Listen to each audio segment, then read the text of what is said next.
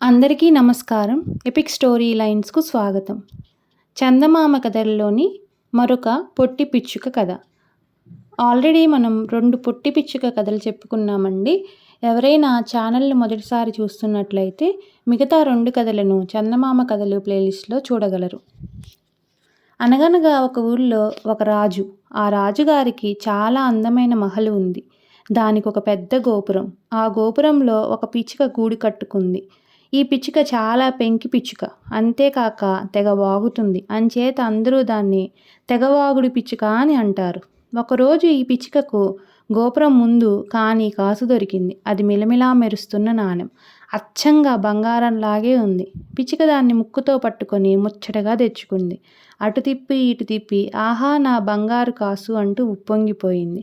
పట్టలేని ఆనందంతో పిచ్చుక గెంతులేస్తూ నాట్యం చేస్తూ ఇలా పాడింది.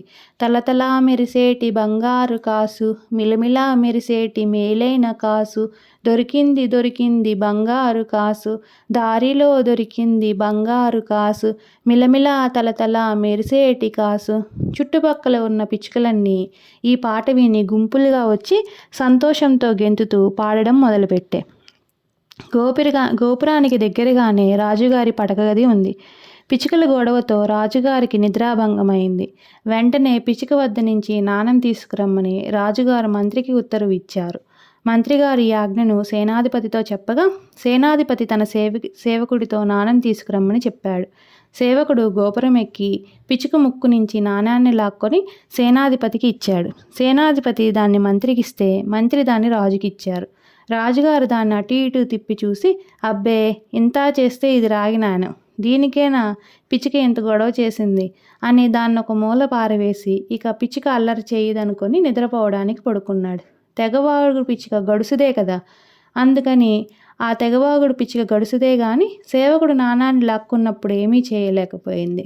మిగిలిన పిచ్చుకలన్నీ ఏం ప్రమాదం వస్తుందో అని పారిపోయా. పిచ్చుక ఒక్కతే ఉండిపోయింది పాపం. రాజుగారు మంచి గాఢ నిద్రలో ఉన్నారు. అంతట్లో పిచ్చుక మళ్ళీ గెంతుతూ పాడడం మొదలుపెట్టింది. మా ఊరి రాజుకి మంచి వడ్డీ మీద బంగారు కాసొకటి బదులిచ్చినాను నా బంగారు కాసు. ఈ పాట వినగానే ఇదివరకు పారిపోయిన పిచ్చుకలన్నీ మళ్ళీ వచ్చి ఆడుతూ పాడడం మొదలుపెట్టాయి.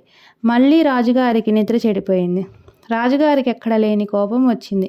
వెంటనే పిచ్చుకను తన దగ్గరకు తీసుకురావాల్సిందిగా మంత్రికి ఉత్తర్వు చేశాడు. మంత్రి సేనాధిపతికి, సేనాధిపతి సేవకుడికి ఈ ఉత్తర్వు అందజేశారు.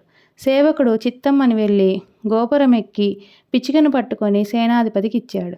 సేనాధిపతి ఆ పిచ్చుకను మంత్రికిస్తే మంత్రి దాన్ని రాజుగారికి ఇచ్చాడు. రాజుగారు తక్షణ వంటవాడిని పిలిపించి ఈ పిచ్చుకను తోటలో పాతిపెట్టమని చెప్పాడు. వంటవాడు పిచ్చుక కాలికి ఒక తాడు కట్టి తీసుకొని పోయి తోటమాలికి ఇచ్చాడు. తోటమాలి దాన్ని నేలలో పాతిపెట్టాడు. తోటమాలి వెళ్ళిపోగానే రాజుగారి కుక్క తాను దాక్కున్న చెట్టు పక్క నుంచి బయటికి వచ్చి పిచ్చుకను తవ్వి తీసింది. కుక్కను చూసి మొదట పిచ్చుక భయంతో వణికింది. కానీ అంతట్లోనే ధైర్యం తెచ్చుకొని కుక్క కుక్క నన్ను తినేస్తావా ఏమిటి అని అడిగింది. అవును ఇప్పుడే అంది కుక్క. నా ఒళ్ళంతా మట్టితో నిండి ఉంది. నా రెక్కలు తడిసిపోయాయి. ఈ మట్టిని వదులుచుకొని నా రెక్కలు ఎండబెట్టుకొని అప్పుడు నువ్వు తినడానికి రుచిగా ఉంటాను అంది పిచ్చుక. సరే వేగం ఆ మట్టి తుడుచుకొని రెక్కలు ఎండబెట్టుకో అని తొందరపెట్టింది కుక్క. పిచ్చుక మట్టి దులుపుకుంటున్నట్లుగా ఒక గెంతు గెంతింది. ఒళ్ళంతా దులుపుకొని ఇంకో గెంతు వేసి రెక్కలు విదిల్చి ఆరబెట్టుకుంది. తర్వాత మరి కొంచెం దూరం గెంతి తుర్రుమని ఎగిరిపోయింది.